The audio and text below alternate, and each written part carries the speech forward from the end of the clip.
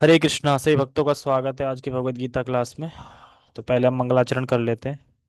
ओम अज्ञानतिमिरान्धस्य ज्ञानञ्जनशलाकया चक्षुरुन्मीलितं येन तस्मै श्रीगुरुवे नमः। श्रीचैतन्यमनोभीष्टं स्थापितं येन भूतले स्वयं रूपः कदा मह्यं ददाति स्वपदान्तिकम्। वन्देऽहं श्रीगुरो श्रीयुतापदकमलं श्रीगुरून् वैष्णवांश श्रीरूपं साग्रजातं सहगण रघुनाथं वितं तं सजीवम् साधुवेतं सावधूतं परिजन सहितं कृष्ण चैतन्य देवं श्री राधा कृष्ण पादान सहगण ललिता श्री विशाखान विशांचा। हे कृष्ण करुणा सिंधु दीन बंधु जगतपते गोपेश गोपिका कांता राधा कांता नमस्तुते।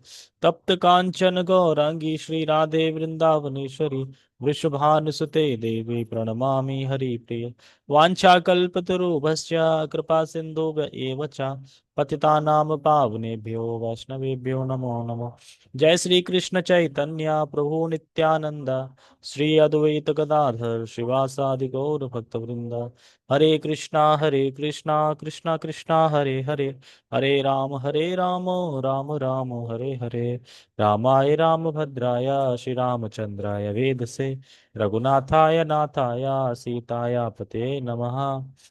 नमो विष्णुपादाय कृष्णपृष्ठाय भूतले श्रीमते भक्तिवेदांत स्वामिन् इति नामिने। नमस्ते सारस्वते देवे गौरवाणी प्रचारिणे निर्विशेष शून्यवादी पश्चात देशतारिणे।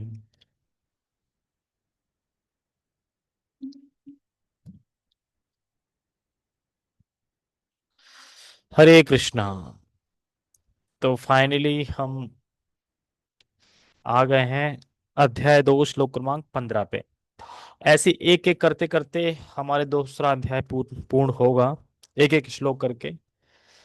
तो आज के श्लोक में कल के श्लोक से ही लिंक है। और लिंक ये है कि कल के श्लोक में भगवान ने बोला कि ये जो सुख दुख आते हैं इंद्रियों के संपर्क से, उनको सहन करना चाहिए। हे अर्जुन सहन करो, हे कुंती पुत्र, हे भरतवंशी। तो अगर अर्जुन पूछे सहन करने से क्या होगा, तो आज का श्लोक बताता है। इस श्लोक भगवान बताएंगे कि व्यक्ति किस प्रकार से सहन करता है और क्यों सहन करना चाहिए, और सहन करके हमें क्या फल प्राप्त होगा। वैसे भक्त फल के पीछे नहीं भागते। भक्त का मतलब होता है कि बस कृष्ण की सेवा करनी है, मिलेगा क्या इससे मतलब नहीं होता।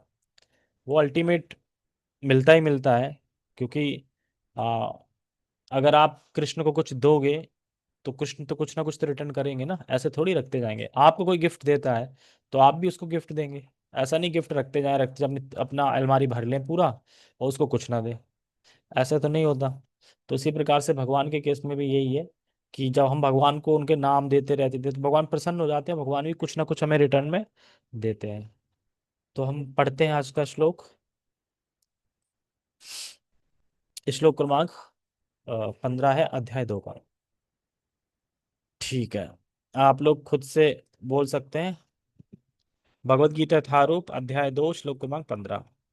यम ही ना व्यथन्त्यन्ते पुरुषम पुरुषर्षभा समुद समुदुःखा सुखम धीरम सौमत्वाया कल्पते। यम ही न व्यथन्त्यते पुरुषं पुरुषर्षभा समदुःखा सुखम धीरम सो अमृत्वाय कल्पते।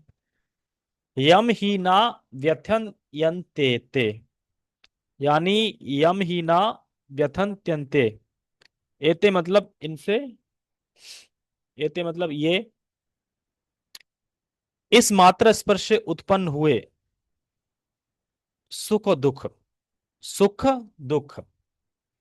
हे पुरुष, हे पुरुषों में श्रेष्ठ यानी पुरुषर्षभा, यानी भगवान अर्जुन को कह रहे हैं कि हे पुरुषों में श्रेष्ठ अर्जुन, इस मात्रा स्पर्श से, मात्रा पिछले श्लोक से था, मात्रा के स्पर्श यानी इंद्रियों के संपर्क से जो उत्पन्न होते हैं सुख दुख, तो उस दुख सुख दुख को जो धीरम यानी जो धीर व्यक्ति है उसको, जो सहन कर रहा है उस सुख दुख को, तो क्या फल मिलता है। तो लास्ट लाइन हम बता रहे हैं, सो अमृतत्वाय कल्पते। यानी जो सुख दुख से जो व्यक्ति प्रभावित नहीं होता है और सुख दुख में सम रहता है। ना तो सुख में बहुत हर्षित होता है, ना दुख में रोता है। ऐसा धीर व्यक्ति मुक्ति के योग्य है, यानी मुक्ति के पात्र है। तो भगवान इस श्लोक में बता रहे हैं कि कौन व्यक्ति मुक्ति के योग्य है। जो आ, सुख दुख में सम रहता है, और सुख दुख में ज्यादा व्यथित नहीं हो जाता। व्यथित मतलब कि हिल नहीं जाता। जैसे ज्यादा सुख आ गया तो अलग ही जश्न मनाने लगते हैं, और दुख आ गया तो उसी जश्न में लाए हुए दारू को फिर पीने लगते हैं। प्रभु जी बता रहे थे कि दोनों परिस्थिति में व्यक्ति दारू का सहारा लेता है। ज्यादा खुशी मिल जाए तो पार्टी, उसमें भी दारू बियर। और ज्यादा दुख मिल जाए तो दुख को भुलाने के लिए उसमें भी दारू। दोनों चीजों में दारू ही, यानी शुरू में भी दारू, लास्ट में भी दारू, ऐसा करके है। तो इसीलिए हमें ये समझना चाहिए कि जब हमारी इंद्रियों के विषय से जब संपर्क होता है, इंद्रिय विषयों से जब इंद्रियों का संपर्क होता है, तो उससे उत्पन्न सुख और दुख को सहन करना चाहिए। क्यों सहन करें? क्योंकि भगवान ने खुद एग्जाम्पल से बताया है कि देखो मैंने भी सहन किया है, मैं भगवान हूं फिर भी मैंने सहन किया है। एक भगवान ने एक दिया है। श्री रामचंद्र की लीला में भी देख सकते हैं, हम चैतन्य महाप्रभु की लीला में भी देख सकते हैं, यहाँ तक कि साक्षात भगवान श्री कृष्ण की भी लाइफ में देख सकते हैं कि उन्होंने भी सुख दुख को सहन किया। ये भी तीनों स्टोरी बताऊंगा कि श्री रामचंद्र के कौन से उसमें में दिखता है कि उन्होंने सहन किया या सुख दुख से प्रभावित नहीं हुए, सम बने रहे। और चैतन्य महाप्रभु कहाँ सम बने रहे, और इसी प्रकार से भगवान श्री कृष्ण में सम बने रहे। तो जब भगवान स्वयं बने रहे हैं, और यहाँ हमें भगवत गीता में बता भी रहे हैं, तो फिर हमें भी उनकी बात को स्वीकार करना चाहिए। टेक्स्ट पढ़ते हैं इसका। हे पुरुष श्रेष्ठ अर्जुन, पुरुषों में श्रेष्ठ है अर्जुन, जो पुरुष सुख तथा दुख में विचलित नहीं होता और इन दोनों में संभाव रहता है, वह निश्चित रूप से मुक्ति के योग है। यानी हमें मुक्ति की एक चाबी की यहाँ पे समझ में आ रही है कि जो व्यक्ति सम सुख दुख में सम नहीं रह पा रहा है, वो मुक्ति प्राप्त नहीं कर सकता। यानी अगर मुक्ति प्राप्त करनी है तो आपको अ, सुख दुख में सम रहना ही होगा, नहीं तो चल नहीं पाओगे। तो इसमें कह रहे हैं कि वही मुक्ति की योग्य है। श्रील भक्तिविनोद ठाकुर ने बहुत सारे भजन लिखे हैं, और इतने सुंदर सुंदर भजन लिखे हैं। भक्तिविनोद ठाकुर हुए, नरोत्तम दास ठाकुर हुए, इन्होंने बहुत अच्छे अच्छे वैष्णव भजन लिखे हैं, जो कि इस्कॉन में गाए जाते हैं। इसीलिए इस्कॉन में फिल्मी गाने नहीं गाए जाते, ना इस्कॉन में और कोई धार्मिक गाने गाए जाते हैं। इस्कॉन में सिर्फ वैष्णव भजन गाए जाते हैं। जैसे कि एक भजन है, श्री कृष्णा चैतन्य प्रभु दया करो मोरे, तुम बिना के दयालु जगत संसार है। यानी हे चैतन्य महाप्रभु, कृपया मुझ पे दया कीजिए, क्योंकि तुमसे ज्यादा दयालु तो कोई है नहीं इस जगत में। वो चैतन्य महाप्रभु इतने दयालु थे कि उन्होंने कृष्ण प्रेम भर भर के बांटा है। जैसे कि हमें यहाँ पे 16 माला करनी है, 4 नियम करना है, सेवा करनी है, और करते रहेंगे, गुरु परंपरा में जुड़े रहेंगे और गुरु की सेवा करते रहेंगे, तब जाके हमें कहीं हो सकता है कि कृष्ण मिल जाए। लेकिन उस टाइम पे कृष्ण कैसे मिल रहे थे? जो कोई भी कृष्ण बोल रहा था या हरि हरि बोल रहा था, तो उसे डायरेक्टली प्रेम मिल रहा था, सीधा प्रेम, कृष्ण प्रेम सीधा। जिस प्रेम को पाने के लिए योगी तपस्या करते हैं हिमालयों में, वो प्रेम चैतन्य महाप्रभु ऐसे ही दे रहे थे कि किसी से बोल दिया हरि हरि, मिल गया उसे प्रेम। उसने किसी और को बोल दिया हरि हरि, तो उसको मिल गया प्रेम। इस तरीके से प्रेम बट रहा था। हम पता नहीं कौन से योनि में थे तब, लाभ नहीं उठा पाए इस चीज का। हम पता नहीं कौन सी योनि में होंगे, शायद किसी जानवर की योनि में, इसीलिए ना। लेकिन चैतन्य महाप्रभु ने तो जानवरों को भी उद्धार किया, शेर चीता ये जो भी है ना, हिरण वगैरह, इन सबको नचाया, सबको हरे कृष्णा कराया। यहां तक कि पिल्ले का उद्धार किया। एक बार चैतन्य महाप्रभु जब छोटे थे निमाई, तो पिल्ला ले आए घर पे। पिल्ला डॉगी, छोटा पिल्ला क्यूट होता है ना, ले आए और बड़ा उसे प्यार से उसे पालते पोसते है ना, उसे खाना खिलाते, सब कुछ करते। लेकिन क्योंकि वो ब्राह्मण कुल से, ब्राह्मण जाति से थे, मतलब ब्राह्मण परिवार से थे, तो उनकी माँ कहती कि नहीं, ब्राह्मण लोग कुत्ता नहीं पालते, जाओ उसे वापस करके आओ जहां से भी लाए हो। चैतन्य महाप्रभु कहते देखो मैं नहीं करूंगा वापस, अगर कुत्ते को निकालना है तो मैं भी निकल जाऊंगा, अब सोच लो। माँ कहती बड़ा जिद्दी है। तो एक बार चैतन्य महाप्रभु खेलने चले गए अपने मित्रों के पास, मतलब निमाई। तो उनकी माँ ने क्या किया, उस कुत्ते को छोड़ दिया। छोड़ दिया मतलब भगा दिया, मतलब छोड़ दिया, अब चला गया वो, यानी कहा। फिर उसके उनके एक मित्र ने जाके बोला कि निमाई निमाई, तुम्हारी माता ने उस पिल्ले को, जिसे तुम लाए थे, सबसे खूबसूरत पिल्ला, उसको छोड़ दिया है। और जबकि पिल्ला जब लेने गए थे तो बहुत सारे दोस्त थे निमाई के, तो सबसे सुंदर जो पिल्ला था वो निमाई ले आए। तो दोस्त कहते हैं ये निमाई ने हमारे साथ छल किया है। क्या छल किया है? कि सबसे खूबसूरत पिल्ला खुद ले गया, हम सबको बदसूरत पिल्ले दे गया। बदसूरत तो अच्छे नहीं होंगे दिखने में। तो उसके बाद फिर निमाई कहते हैं कि चलो ढूंढते हैं उसको, कहाँ पे है हमारा पिल्ला। तो ढूंढते ढूंढते पिल्ला मिलता है एक चौराहे पे, मार्केट में। और दोनों हाथ ऊपर करके, यानी दोनों पैर ऊपर करके नाच रहा है और हरे कृष्ण महामंत्र बोल रहा है वो पिल्ला। यानी हमें समझना चाहिए कि चैतन्य महाप्रभु ने जानवरों को भी, यानी पशुओं को भी कृष्ण प्रेम दिया है। जो कि यहाँ पे कह रहे हैं ना कि जो सुख दुख में सम रहना पड़ेगा, तब हमें मुक्ति के योग्य हो सकते हैं। तो सोचो उस टाइम में मुक्ति कितनी सरल थी। सरल अभी भी है। श्रील प्रभुपाद जी की कृपा से 16 माला 4 नियम ही है, कोई तपस्या नहीं करनी, आपको भारी तपस्या नहीं करनी कोई। तो भक्ति विनोद ठाकुर जी ने जो भजन लिखा है, उसमें वो कहते हैं क्रम क्रम से हरिनाम, क्रम क्रम से हरिनाम के प्रभाव से क्या होगा, धीरे धीरे व्यक्ति सुख दुख को बराबर देखने लगेगा। जैसे जैसे आप हरे कृष्ण मंत्र जपते जाएंगे, करते जाएंगे, तो धीरे धीरे सुख और दुख आपके लिए बराबर हो जाएंगे। और जब बराबर हो गए तो आप सम रह जाओगे दोनों में। क्यों? क्योंकि सुख में भी आप और दुख में भी आप सेम स्थिति में रहेंगे।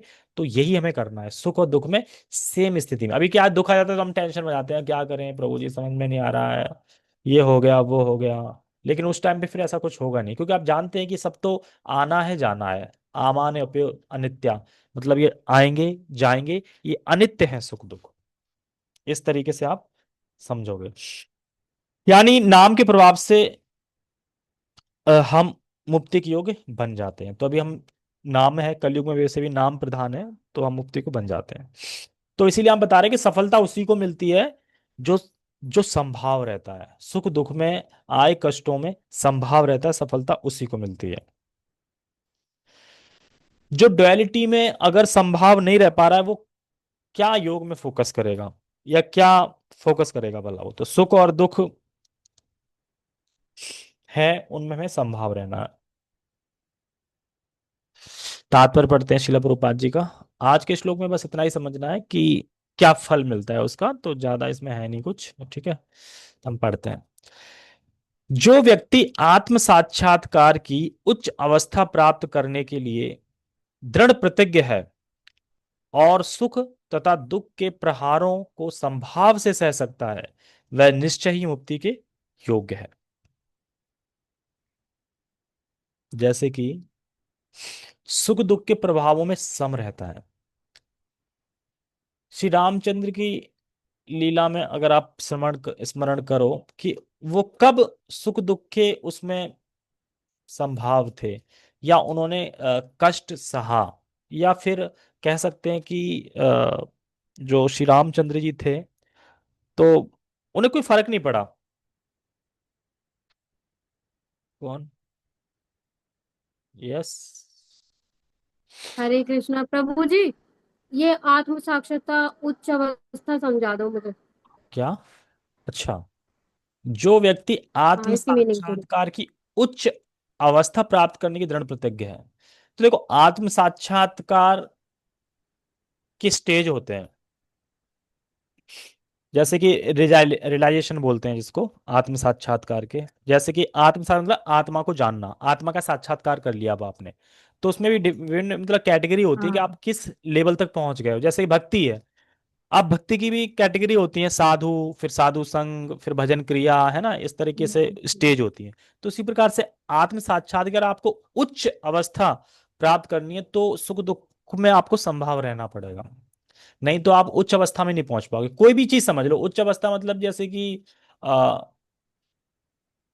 प्रेम है, कृष्ण प्रेम, तो उच्च प्रेम जो सर्वोक्त सर्वोच्च प्रेम जो माना जाता है वो गोपियों का माना जाता है।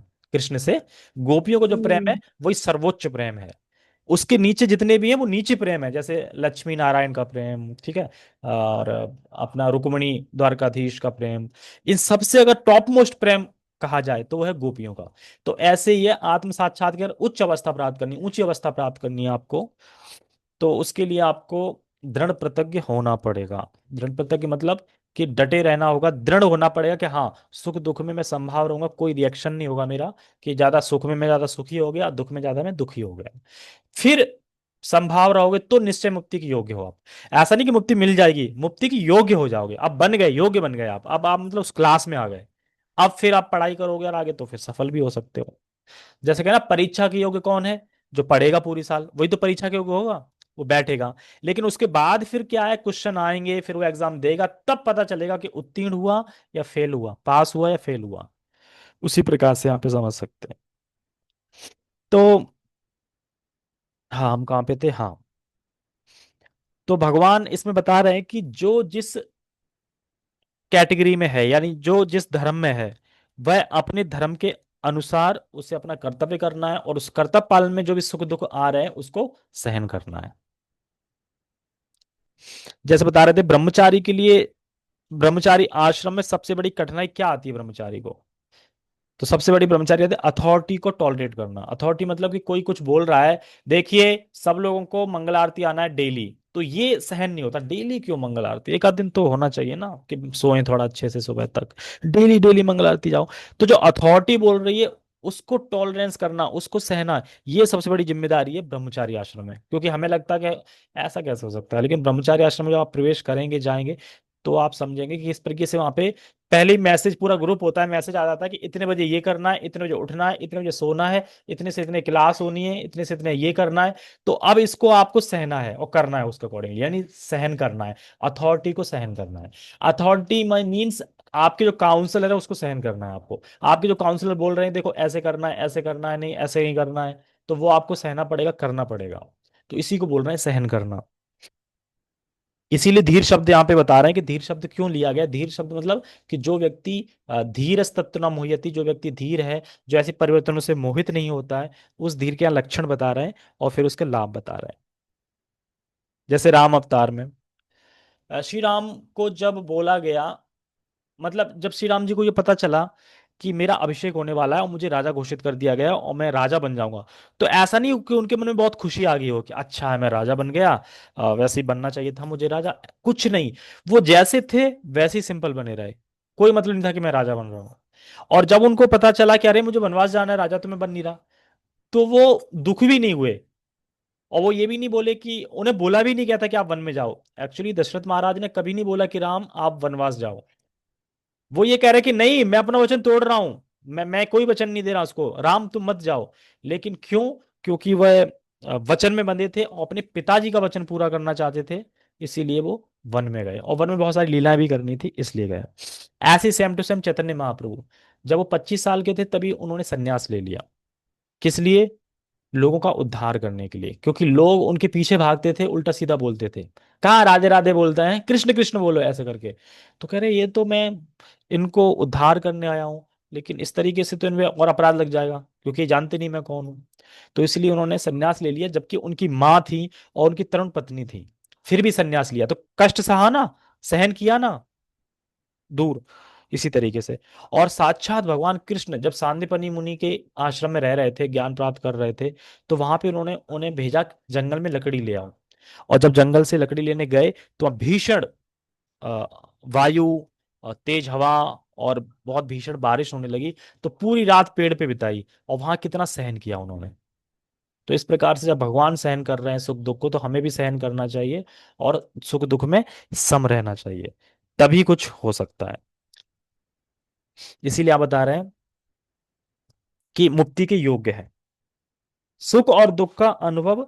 अ, अच्छा ये बताओ, अगर हम सुख दुख आएंगे और सुख दुख में सम रहेंगे तो क्या सुख दुख फील नहीं होंगे हमें, क्या सुख दुख हमें पता नहीं चलेगा ये सुख आ रहा है ये दुख आ रहा है, क्या दुख में मैं कष्ट नहीं होगा, कष्ट होगा, फील होगा, शरीर कष्ट, उसी को सहन करना है। ऐसा नहीं है कि अब कष्ट फील नहीं होगा, आपके कहीं चोट लगेगी तो दर्द तो होगा ही, ऐसा नहीं कि दर्द नहीं होगा।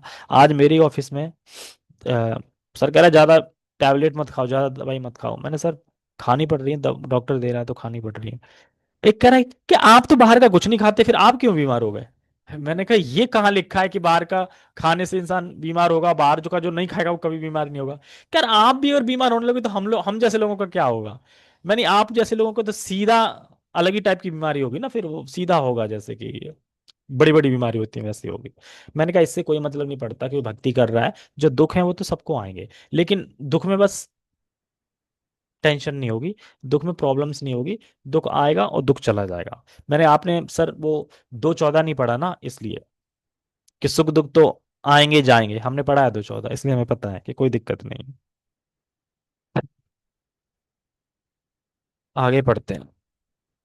वर्णाश्रम धर्म में चौथी अवस्था अर्थात संन्यास आश्रम कष्ट साध्य अवस्था है, किंतु जो अपने जीवन को सचमुच पूर्ण बनाना चाहता है वह समस्त कठिनाइयों के होते हुए भी संन्यास आश्रम अवश्य ग्रहण करता है। तो चार आश्रम आप सभी लोग जानते हैं, ब्राह्मण क्षत्रिय, सॉरी ये तो वर्ण है, आश्रम में ब्रह्मचारी, वानप्रस्थ और गृहस्थ और सन्यासी।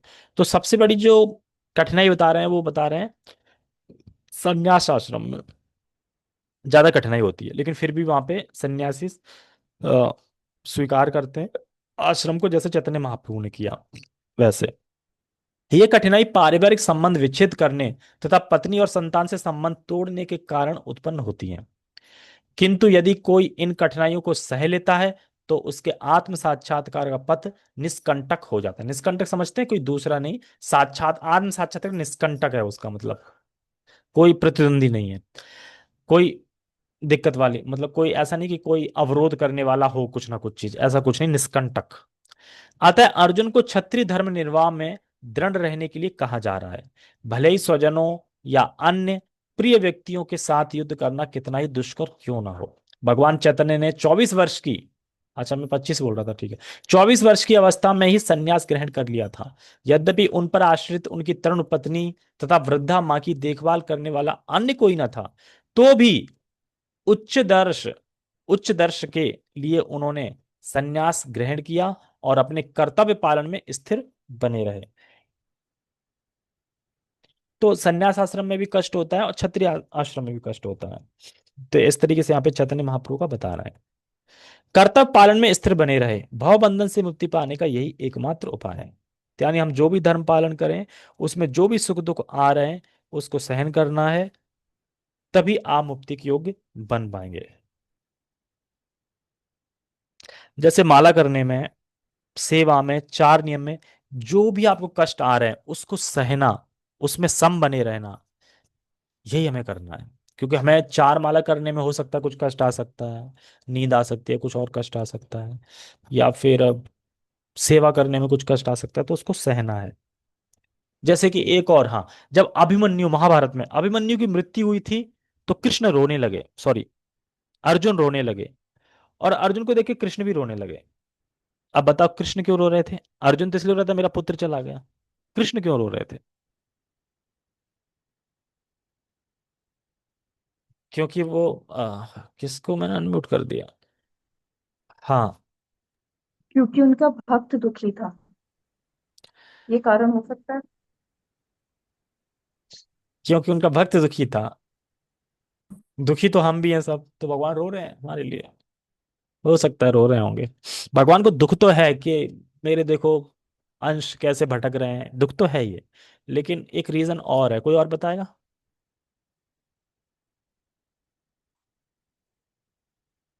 हम तो सिर्फ आते हैं क्लास में, सुनते नहीं है। ठीक है, कृष्ण इसलिए रो रहे थे। अर्जुन पूछते हैं, हे मधुसूदन, मेरा तो पुत्र चला गया इसलिए मैं रो रहा हूं, आप क्यों रो रहे हैं?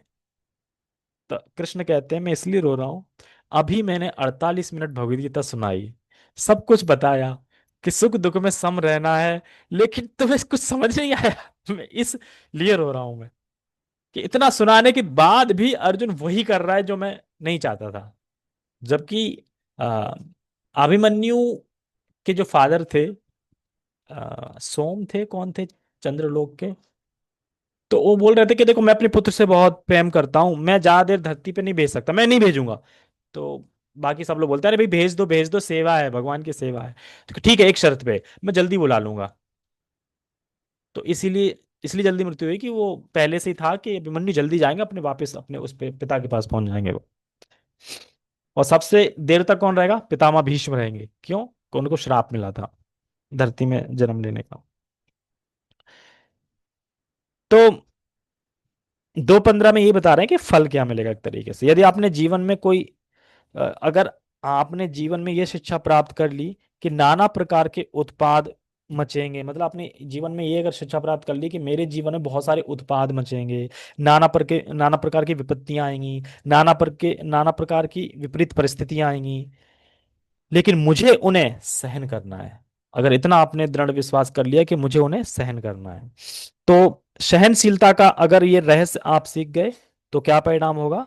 भक्ति के इस कार्य क्षेत्र में, यानी भक्ति के इस में कार्य क्षेत्र के समय हो सकता है कि फल कम मिले, लेकिन मृत्यु के बाद फल पूरा मिलेगा। यानी आप भक्ति के कार्य क्षेत्र में कार्य कर रहे हो सकता है कि यहाँ फल कुछ कम मिले, आपको रिजल्ट कम आए, लेकिन मृत्यु के बाद आपको फल अधिक मिलेगा, पूरा पूरा मिलेगा। जो जो आपने भगवान की सेवा करी है, भक्ति करी है, वो सब कुछ मिलेगा आपको। हो सकता है कि इस लाइफ में यहाँ पे कम मिले। तो ये व्यक्ति भगवत धाम में फिर प्रवेश करने के योग्य हो जाते हैं, जो सुख दुख में सम रहते हैं। तो इसीलिए जब भी सुख दुख आए, उसमें सम हमें रहना चाहिए। ठीक है। हरे कृष्णा। छोटा श्लोक था आज, बड़ा श्लोक नहीं था। तो हम इस श्लोक में क्या सीखे? यही सीखे कि हम जो भी धर्म पालन कर रहे हैं, जो भगवान ने धर्म बताया उस धर्म का पालन कर रहे हैं, और उसमें जो भी कुछ कठिनाइयाँ आती हैं, जो भी सुख दुख आते हैं, हमें उसको सहन करना है। सुख को भी सहन करना है, दुख तो सहन समझ में आ रहा है, सुख भी सहन करना है। सुख में ज्यादा सुखी नहीं होना है। क्यों? क्योंकि ये दिन बीत जाएगा इस तरीके से। ठीक है। हरे कृष्णा। जगत गुरु श्रील प्रभुपाद की जय। श्रीमद् भगवद गीता की